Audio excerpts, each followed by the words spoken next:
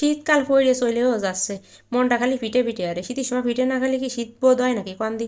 তা কি আর ওই শহরের ঘরে থাই পিঠে বানাতেও পারি না গ্যাসের চুলোয়, বর মাঝে মাঝে একটু ভাবে পিঠে মিঠে কিনে এনে দেয়, ওই খাই কি আর পরান ভরে নাই, নিজে ঘরে বানাবো গড়বো ফেরবো খাবো, তাইলে এই না শান্তি পাওয়া যায়। আসসালামু আলাইকুম, কেমন আছেন আপনারা সবাই?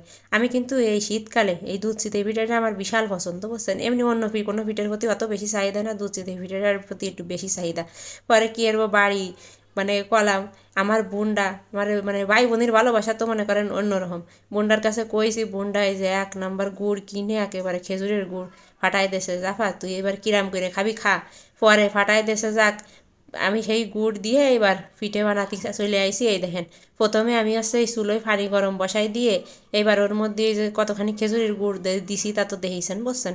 দিয়ে এবার ভালো এই যে গুইটে মুইটে একদম রসের মতো রস জাল দেওয়ার মতো করে নিচ্ছি। এবারের ভিতরে একখান দারচিনি আর 3টে এলাচ দিয়ে একটু নাড়াই ছাড়াই নেব, যাতে একটু এলাচের ঘিরানটা পিঠেটা মুহি দিলেই একদম ঝাঁকানাকা একটা ফ্লেভার আসে, বুঝছেন? দিয়ে এবার দিয়ে দিচ্ছি একটা তেজপাতা ছিঁড়ে দিয়ে দিছি, দিয়ে আর একটু নাড়াই ছাড়াই নেব। রসটা জাল দেওয়ার সময় কি কব ঘিরানটা যেন সুইটে এসে নাহে লাগতেছিল, একদম ঘিরানেই বুঝে ফেলাচ্ছিলাম যে একেবারে আসল রস, মানে আসল গুড় রস দিয়ে গুড় বানাইছে, বুঝছেন? যাই গিয়ে এইটাই সান্ত্বনা, আসল জিনিস তো পাইছি। যাক আলহামদুলিল্লাহ। এই দেখেন আমার রস জাল দেওয়া কিন্তু হয়ে গেছে।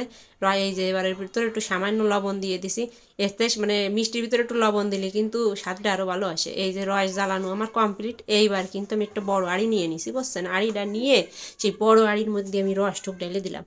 রস ঠুক ডাইলে দিয়ে এই যে দেখছেন একেবারে গরম রস, এর মধ্যে দিয়ে দেবো গরম গরম পিঠে। আমার ভাই অত যোগ্যতা নাই যে গ্যাসের চুলায় পিঠে বানাই খাবো।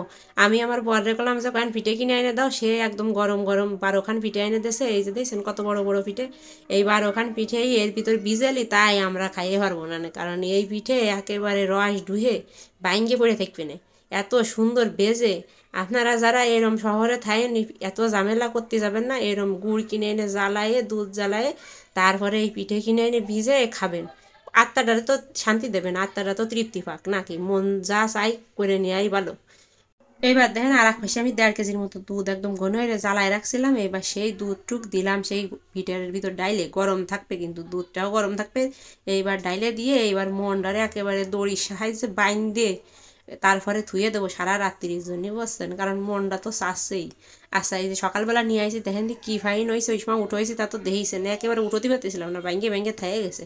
একখান ভিডিও আসতে উঠোতে পারেনি দেখেন, কিন্তু যাই গিয়ে আসতে উঠানোর দরকার নেই, খাতেই তো মজা হয়েছে। এ যে কি মুহি দিলি মনে হচ্ছে কি রসে মুখ পুরো ভরে যাচ্ছিল, আহ কি যে শান্তি পাইছি। আলহামদুলিল্লাহ আলহামদুলিল্লাহ। আপনারাও ভালো থাকেন, আল্লাহ হাফেজ।